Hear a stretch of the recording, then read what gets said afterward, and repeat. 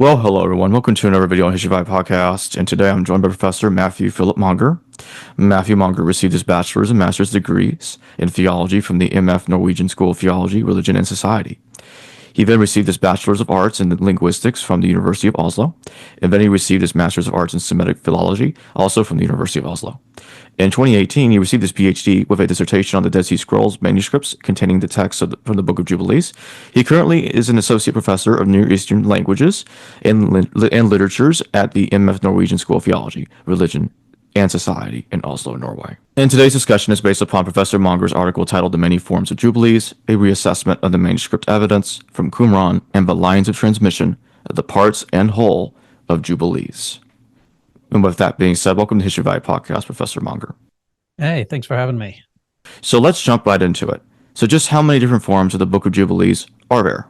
Well, that's a really hard question to answer, and I think the reason why we don't have a good answer of exactly how many forms there are is because generally people have thought about Jubilees, just like most ancient literature, as being a kind of singular thing, and so what I was doing in that article and what I've been doing more broadly in my thinking about Jubilees is basically just asking questions of, are there ways in which the text was transmitted that were not the entire thing all at once?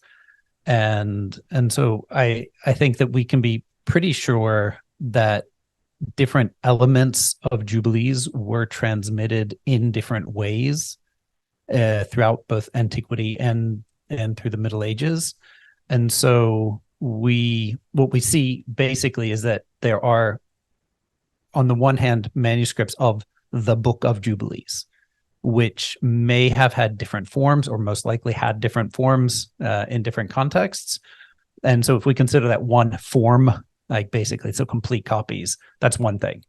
But the evidence that we find at Qumran of the Dead Sea Scrolls points in the direction that probably the book was also sometimes bisected. So it was transmitted in two scrolls. So we would have had the first half, like up to chapter 23 or something like that, or somewhere around there, would have been in one scroll, and then you would have had the rest of it in a separate scroll. And so that would be a different form, so that sometimes the first half would have been circulated without the second half or things like that. And then we also have evidence from later manuscripts that we have had information that seems to have been transmitted separately from the rest of the book. And then this could take literally any number of forms, because we find excerpts, texts, different pieces, lists found in other sources later that are ultimately derived from Jubilees, but that have certainly been circulated in a different way. So the forms are, it could be any number of them, but they are abundant in antiquity. Are there differences at all in those different forms of Jubilees, or was the text pretty consistent overall? We don't know exactly. This is one of the big points of contention in research.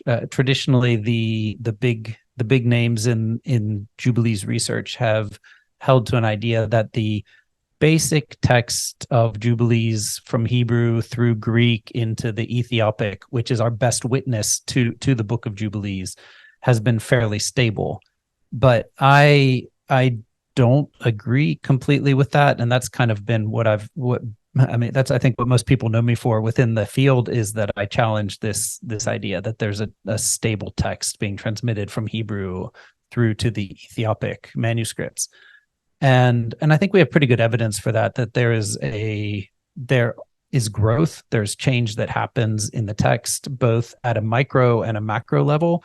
So we have, like anyone familiar with biblical studies knows textual criticism, that sometimes people make claims about things that are like, well, this word is different and that word is different, and then when you go and look at it, it's like, oh yeah, big deal. Like, did he say went or go? Like kind of small things that aren't that big of a deal. But and those are abundant when we look at the differences between Hebrew and Ethiopic. But when we look at larger details, there are also parts of the text that are just missing, that aren't there in the earliest manuscripts. and that then points to a process of literary growth, which means that the texts were somewhat different. I don't think it changes things in the way of like, you don't have to rewrite history because of it, but I think what it changes is some of the theology gets gets adapted over time. Some of the things get written more precisely or get filled in with more details later, and then sometimes entire new sections arise because of that.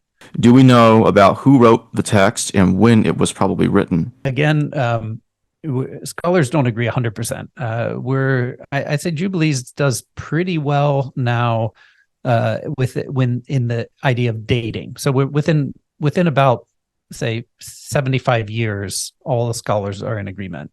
But it's I mean, that's fairly imprecise for those, for someone who's kind of outside the guild, but within critical scholarship, being in agreement about which century things are written is actually a pretty good deal. But so we pretty much agree that it was written in the 2nd century BC, or at least the beginning of the process of the book as we have it was started in that century. And so basically you have arguments that it had to have been written sometime after 175 BC, which is kind of when the Hellenism of Judaism, of Jerusalem, really takes hold. And a lot of scholars think that we should date it to at least the late 160s because of further evidence from textual stuff related to the Hellenism and the Hellenism of Jerusalem. And basically, by the end of the 2nd century BC, we're seeing points of contact with other texts that are being written, and so it seems like Jubilees is actually cited or is known in other contexts. And so we have a pretty small window for scholars to place it, but it's a fairly important distinction. So the scholars who date it earlier, so say to the late 160s, right around there, definitely see this as a pre-Qumran, pre-Yahad, as we call it, pre-community document that is, that relates to the very, very early Hasmonean period. So it has to do with the ways in which people were reacting or thinking about the Hellenization of Judaism. And those who date it later see Jubilees in connection with the documents that we have among the Dead Sea Scrolls, which are generally called sectarian. So the documents that aren't the biblical texts, but these other texts that belong to the community that lived at Qumran, or at least that had participated in this type of Judaism, and see these connections, and then think that there's a much stronger connection to that community, and then think that the text would have come out of that sort of an environment. And so I guess it makes a pretty big difference for those who have something invested in it, but pretty much we're in agreement that this is something that's a product of the 2nd century BC. What is the evidence in favor of Jubilees existing in collections of excerpts? So the best evidence for Jubilees existing in collections of excerpts is the material we find in later chronicles, is the technical term. So they're histories of the world that were written they began to be written in late antiquity, but then really got to their heyday in the Byzantine period. And these are systematic accounts of the history of the world that begin with creation. And for Christian writers, the Bible was the template for the beginnings of history, and so they structured. So we look back to a historian that we call Julius Africanus, who was a historian who basically organized time into 1,000-year periods. and his organization of time into that kind of left like the question of, so when does Jesus show up? And if Jesus shows up right at the year 6,000, then we have 1,000 years and then everything will go. But if he shows up at 5,000, then it's 1,000 years and then Jesus would return, and then we have the 1,000-year tribulation or whatever, and then the end. But he actually placed Jesus at 5,500, and so then kind of reconstructs history backwards based on this way of thinking. And when we look at the Hebrew Bible, so you look at Genesis, Exodus, they have some details about the dates and the things that happened to these patriarchs and stuff like that, but there's not a lot of details on a lot of these issues. And Jubilees just happens to fill in a lot of details that aren't in the Hebrew Bible, because Jubilees but it is a rewriting of a number of these stories of the patriarchs and of the first, say, few millennia of history. And the early Greek chroniclers who wrote these histories, they used Jubilees, or they used something from Jubilees to tell these stories, but it's very, very limited what they used. They use the same excerpts, even in different traditions of chronicles. And so already in the late 1800s, we had a kind of a theory arise that Jubilees isn't itself circulating as a source, but that there was either different chronicles became used as the sources, or that there was some other source circulating that gave excerpts from Jubilees to these authors. And more recently, William Adler, who is at NC State University, he has then theorized that these were probably collected in some sort of form. So we had a kind of a collection of the highlights or the best narratives from Jubilees, and probably from other works as well, were treated like this, that they were in circulation and were then available to historians who were trying to put together their histories of the world. And so we can look at then a number of different streams of transmission and see how there are a number of things that are found in the different types or different categories of these chronicles that end up basically showing us independent sources to Jubilees, but that often overlap in certain areas. So they seem to have a large amount of information that just has been used as so really important details about history that were put in by these Christian chroniclers. So then what I've done is kind of ask the question, well, do we have any evidence of that from the Dead Sea Scrolls? And so then to turn the whole thing around, when you look at the manuscripts that we have of the Hebrew text of Jubilees from Qumran, we actually find a lot of manuscripts that materially could not have been complete copies of Jubilees. And so if we're being technical, like when you make a scroll, you would usually lay out a scroll to fit the format of what you are copying. So when you want to copy something that is, say, the size of the book of Isaiah, you're going to want to have 30 to 40 lines of text on the column. You're going to have fairly well spaced so that you can get in all the text, and it's going to be a wide, large scroll. And so when we find manuscripts that are much smaller than that, so say 15 to 20 lines to the column, and in a much smaller sheet and much smaller margins, we have a hard time envisioning that then these would have been complete copies, because they would have had to been so long that they would have been completely unusable as texts. And so when we look at the fragments that we have, we can see that there's somewhat of a pattern, that we have some manuscripts that contain fragments with text from several places in the Book of Jubilees and that are in a larger format. And then we have manuscripts that have very little text and only from a few specific places, and they're in a smaller format. And so then my hypothesis then is that already in antiquity, we're seeing parts of Jubilees being transmitted as a separate entity to the entire book, and that this was probably a more normal practice than what we might imagine. And so, this is analogous to also the books of the Bible. So when we when we go into the details of the manuscripts we find among the Dead Sea Scrolls, we actually see that there are quite a number of manuscripts that aren't complete copies of something, but they are extracts or part of the transmission of a text that wasn't ever the entire copy, but that is also found in the entire copy. And can you summarize what the Book of Jubilees is about for those unfamiliar with this text? Yep. So the Book of Jubilees is a rewriting of, retelling, narrative reimagining of the book of Genesis and the beginning of the book of Exodus.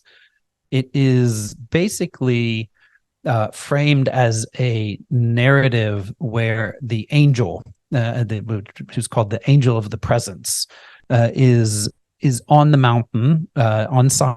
So the entire narrative of Jubilees is framed as a narrative where the angel of the presence, the angel that is the big guy in Jubilees, is dictating or is writing down the words of God from Moses, and it's set in the book of Exodus, basically, where Moses has gone back up the mountain a second time. Because like we know in Exodus, you read it and Moses goes up the mountain and he gets the 10 commandments, and then he goes down and back up and down, and just depends on how many verbs you read, how many times he actually goes up. But this is probably thought to be in Exodus 24, where Moses goes up and he's given like the law and the testimony, it says in the book of Exodus. And so what the book envisions itself as is this second giving of the law. And then the narrative is directed to Moses in a number of places. So the angel speaks to Moses and says, now you'll hear, all the things that happened and all the things that we did and said, and then tells the story from Genesis 1 up until that point in Exodus where the narrative is set. And the main focus of it is on Genesis, is on the patriarchs. And so we have like a retelling of how things happen from creation right up until the time of Moses. And all of the narratives are slightly different, at least from the Hebrew Bible.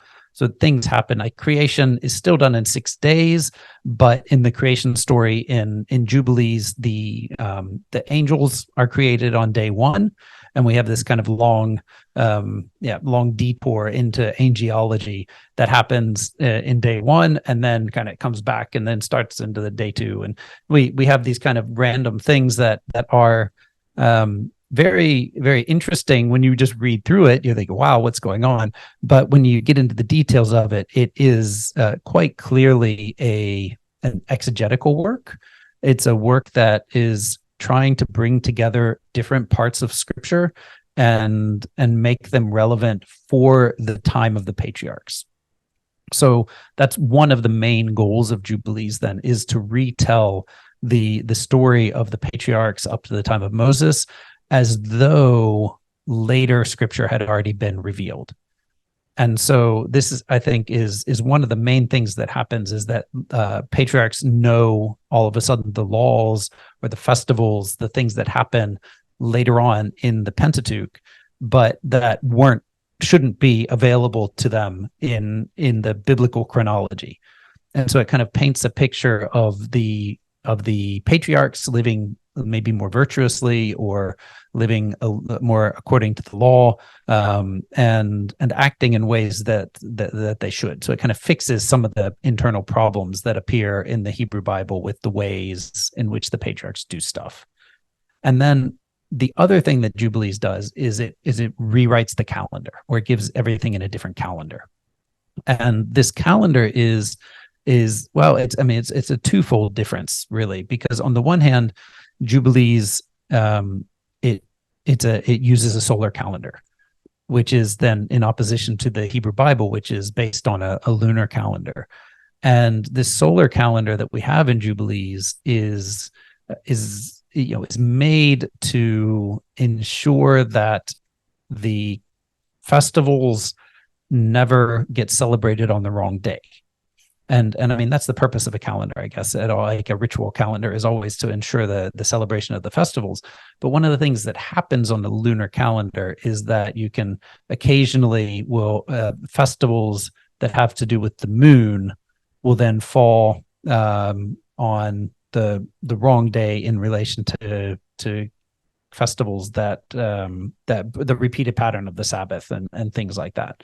And so you can risk having having to do something that's prescribed on a festival on the Sabbath, which is the real fear. So you would, in the patriarchal narrative, perhaps have a story where somebody was going to leave from here to go to there on that day, and then all of a sudden, but they couldn't have done that because that was a Sabbath, or that was a festival day, so he shouldn't be walking. And so Jubilees fixes this by dating everything to the solar calendar, where everything happens on the same day every year, and kind of irons out all these structural problems. And then at the same time, Jubilees uses a dating system based on the years of Jubilees. That's why the modern name for it is the Book of Jubilees. Is everything is dated in the number of 49 year periods since creation. And then these are called, the years in between are called weeks of years. And so like every 7 years is a week of years. And so the chronology is talks about like in the 7th Jubilee and the 3rd week of years and the 3rd year. And it gets really confusing, but it's seems to be a much more ritually oriented calendar. Why does the Book of Jubilees positively refer to the descent of the Watchers? The Jubilees positively references the Watchers. That is a really good question. Why does Jubilees do that? So I'm actually working on an article right now where I get into this, because I think it has to do with Jubilees' strategy for providing knowledge to the patriarchs.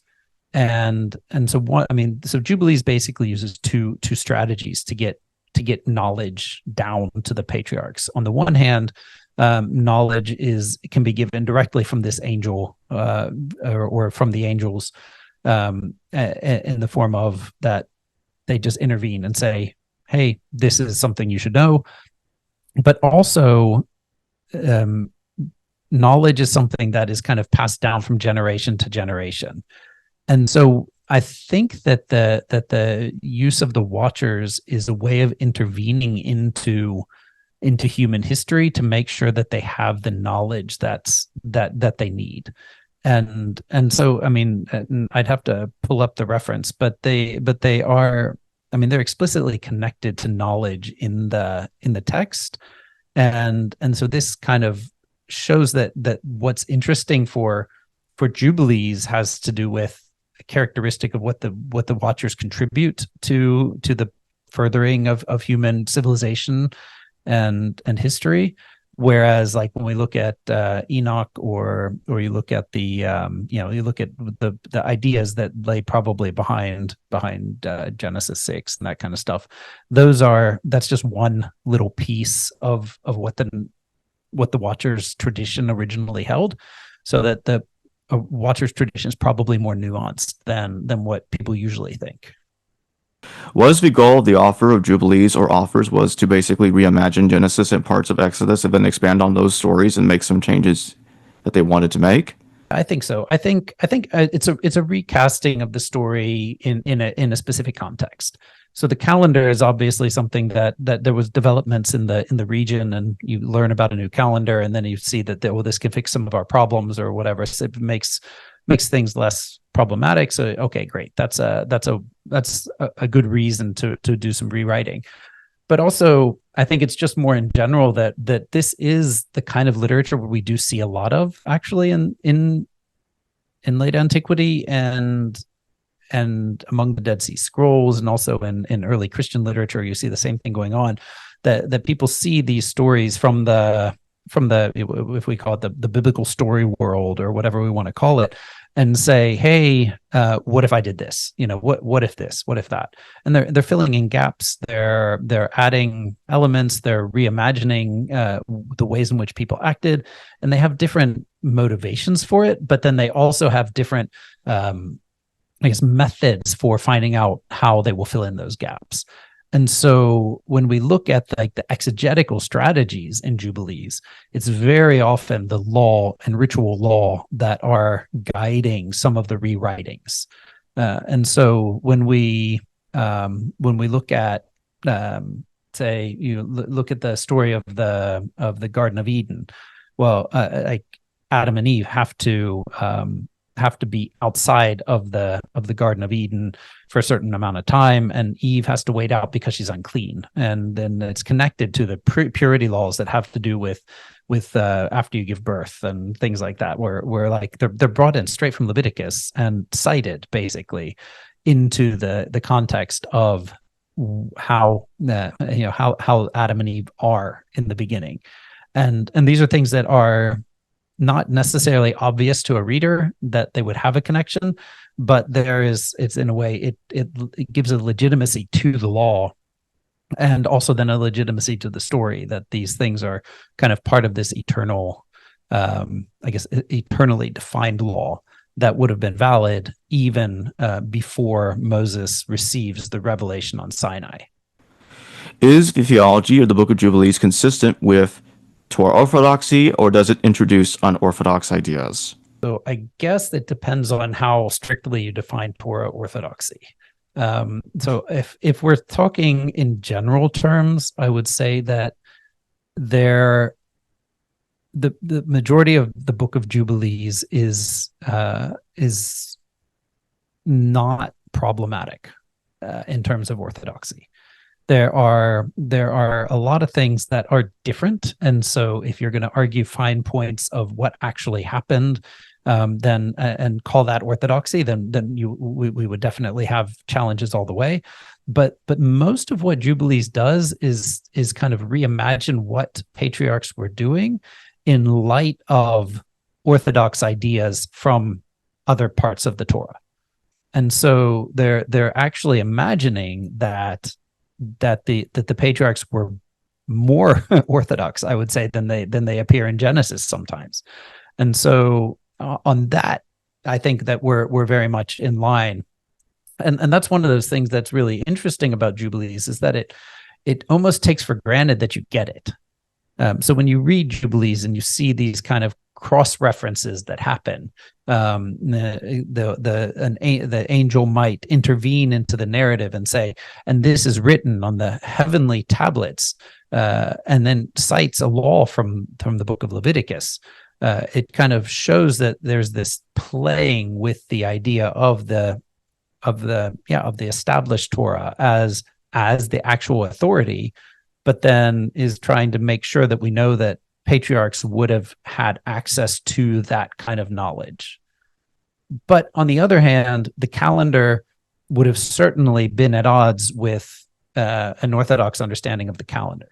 And so there's definitely something there that breaks with the establishment. And what that actually means is a little more difficult to navigate. But I think that in the end, Jubilees is writing itself into an idea of orthodoxy, and not trying to undermine the establishment in a great way. It might be trying to kind of circumvent certain things, but it's not a major challenge to anything. Can you talk about Jubilees apparently contradicting the order of the births of the sons of Jacob from what we find in Genesis? Ooh, okay. So I mean, I don't have the citation right in front of me. So if I can, if you don't mind, I'd like to pull it up. One of the things that happens with Jubilees is that some things are presented differently because of a different idea of what's important. And so I think one of the debates of what was going on in late antiquity is also kind of a defining what is what is the important, who are the most important tribes, and who should be getting, who should be receiving the greatest honor, or whatever we want to say. And so, but Jubilees is, I mean, I think this comes. I'm asking in the context, why was the order of the births changed? Right. So I know, honestly, I don't know if anyone has a very good answer why the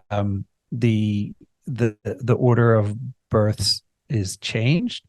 But I wonder if it has to do with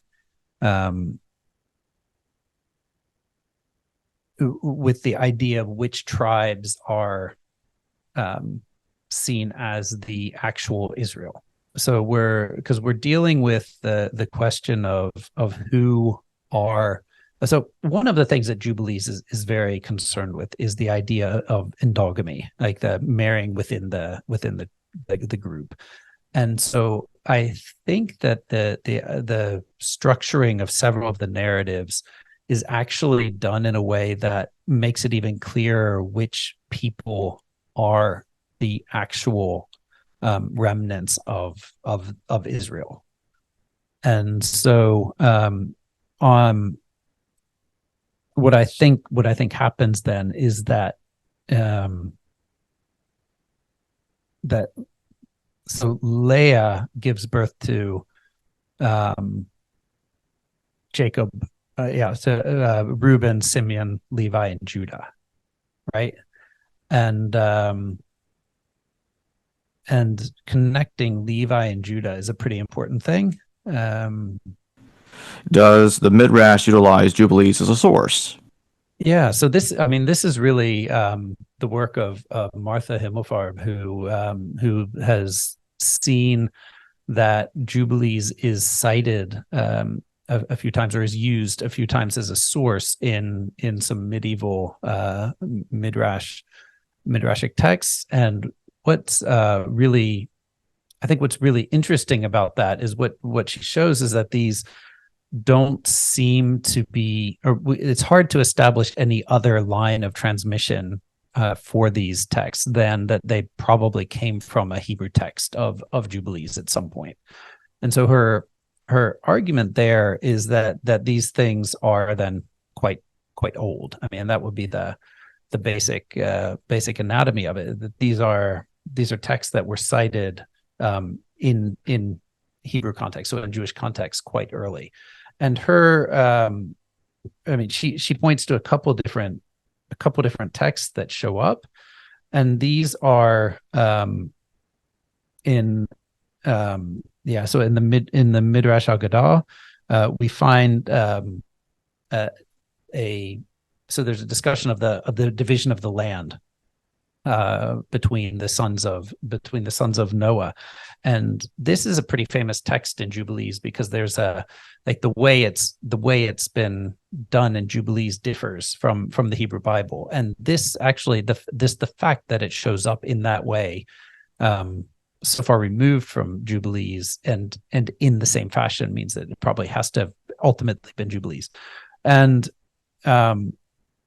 this is pretty surprising, because we don't find Jubilees as a source in the majority of rabbinic literature. And this is, I guess, one of those great paradoxes, I think, of Jubilees in general, is that Jubilees very quickly became a Christian text. I guess, if we can say it that way. It was used by Christian historians and chroniclers. It was used by also heresiologists. So like Epiphanius, when he writes against other religions, uses Jubilees as proof, and it gets maintained in Coptic contexts in certain places, and into Latin, and then ends up in Ethiopic in the Ethiopian Orthodox Church as a Christian part of the Christian canon in a way. And within Judaism, we just don't find jubilees very much in the rabbinic sources, and so really the fact that these things do show up in a couple of the midrashim is actually just really surprising. And so for me, I think it must mean that jubilees had something really interesting to say on specifically that point that was written down and kept kept in circulation in some way for in the tradition for a long time. But again, it's much more likely that jubilees as a whole wasn't known to these midrashists in the medieval period. What is the Pseudo-Jubilee manuscripts? So-called Pseudo-Jubilees. So when the Dead Sea Scrolls were published, the editors decided to differentiate between Jubilees manuscripts and manuscripts that had themes or language and narratives very much related to Jubilees, but that were in smaller or larger ways different from the text of Jubilees as we know it through the Ethiopian sources. And so basically these three manuscripts got sorted out as pseudo, so they're almost Jubilees. And there's two things that we should note about them. On the one hand, materially, they were not Jubilees. They were not copies of Jubilees. And so we have a fairly small manuscripts, and they don't have a ton of text retained, but they have enough that we can recognize elements from Jubilees in them. And so that's one of the reasons they got pseudified, is that they were thrown kind of into that mix of things that can't be Jubilees because it doesn't fit the mold. But then also the stories in them are different enough that if you read the two, you'll be like, oh, well, these are two stories about the same thing, but they're not exactly identical. And so one of them is the Agadah, the offering of Isaac, which is one of the texts that is very easily recognizable from Jubilees, because in Jubilees, the story is reframed to, I guess, well, it's reframed in the manner of the book of Job. So like we know in the book of Job, God is just hanging out in heaven, and Satan or the whatever we want to call him goes walking by and says, hey, look at Job. He only likes you because you give him everything. And God says, whatever, do whatever you want with him. He'll still worship me. And so the book of Job happens. And the same thing actually happens with the story of the sacrifice of Isaac in the book of Jubilees. So the god Mastema, or not the god, but the angel Mastema, who is like the head of the bad angels, he's the one that instigates this by saying to God, hey, I'd like Abraham only loves you because you give him everything. And then God lets Mastema go ahead and start this idea of having Abraham sacrifice his son. And this is also found then in the Pseudo-Jubilees, one of the Pseudo-Jubilees documents.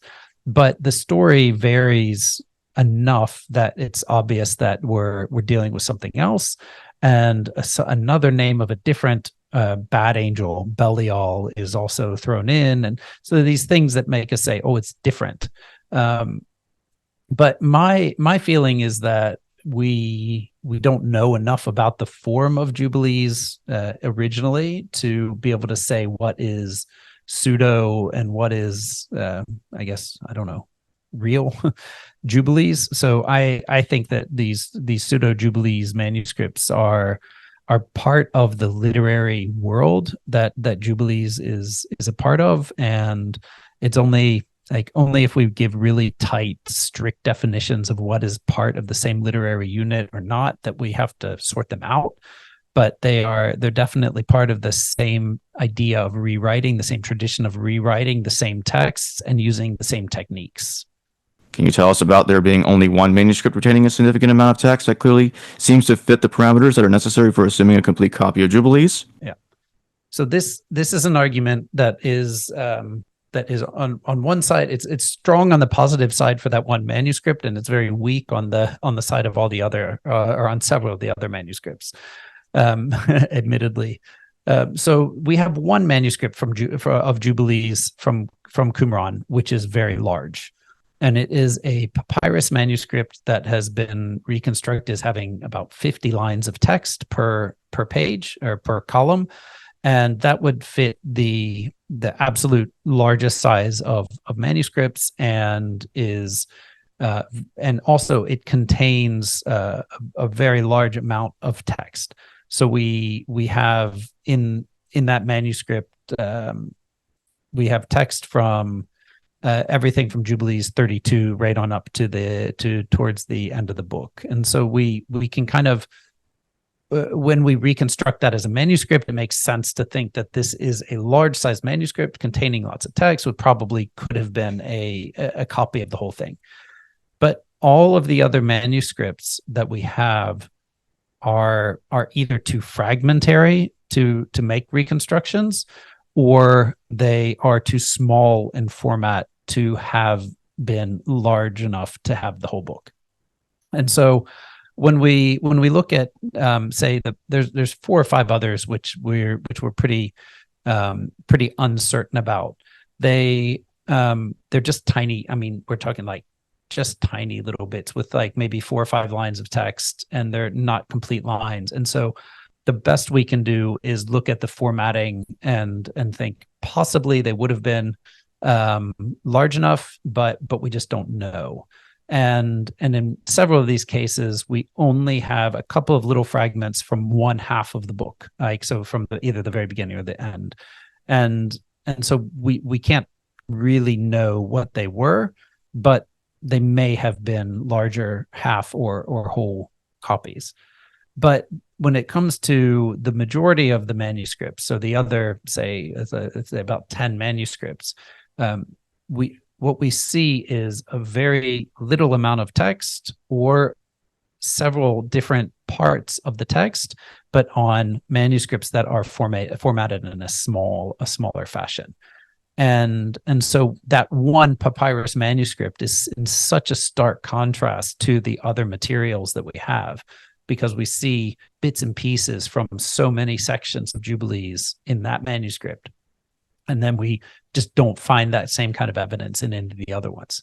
And so then my way of evaluating that evidence, which of course might be wrong, is to say that what we're dealing with is different ways, different manners of transmission there, where the larger papyrus manuscript seems to be something that was made to make sure that the entirety of the book was kept together and was transmitted.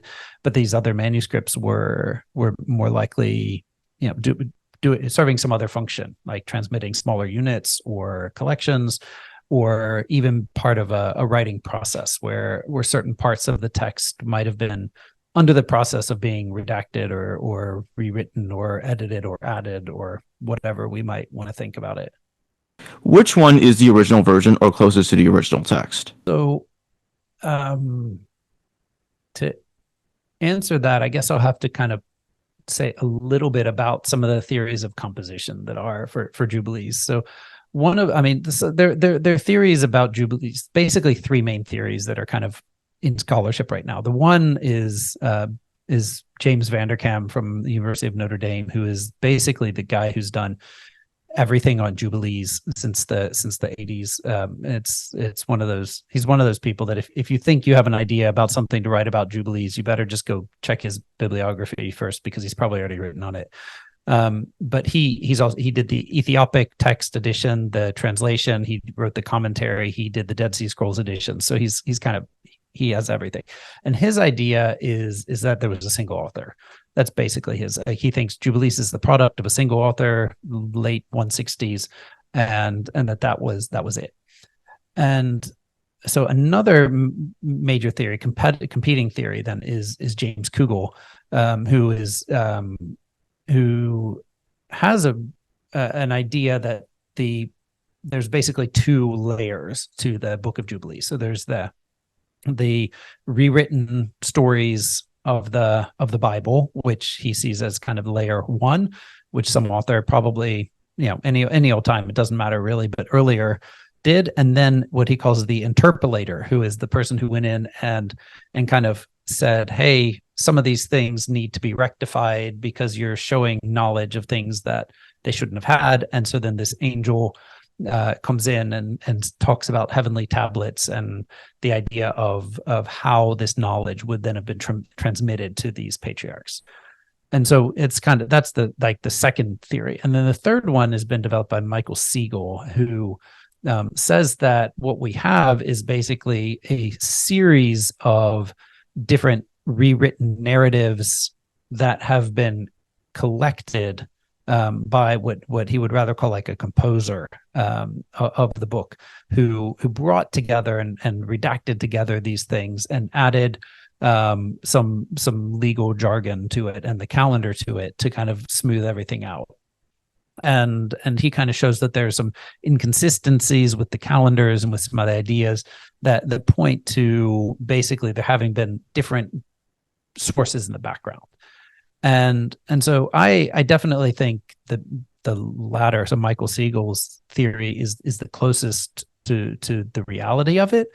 And that would mean that some of these things that we have in Jubilees were in circulation independently, right? So they were parts of something else originally, and that they were brought together in Jubilees at some point, but that we could find these traditions elsewhere.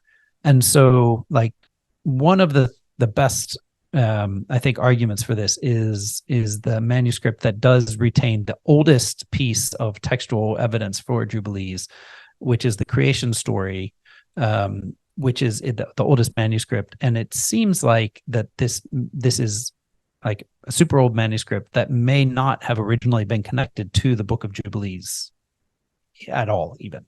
So it's possible that it was a different it was the telling that ended up in Jubilees, but it wasn't originally composed to be this chapter 2 of Jubilees text.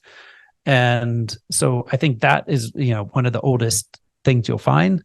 But I think some of these traditions that we have would have existed before.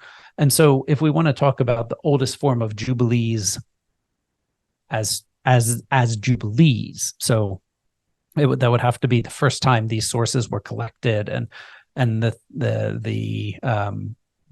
legal stuff and the calendar were imposed upon it, and that then, I mean, that'll be represented among the Dead Sea Scrolls, I think, in certain forms, but we just simply don't have a complete picture of the Hebrew text because everything's so fragmentary.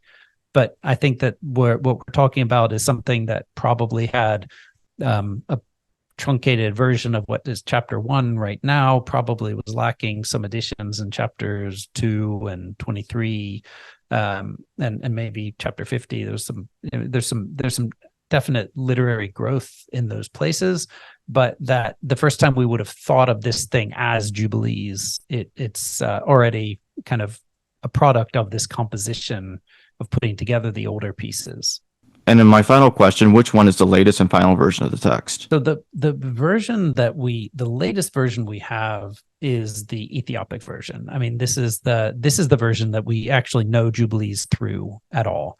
If it weren't for the manuscript traditions in the Ethiopic Orthodox Church, we wouldn't really know what we were talking about.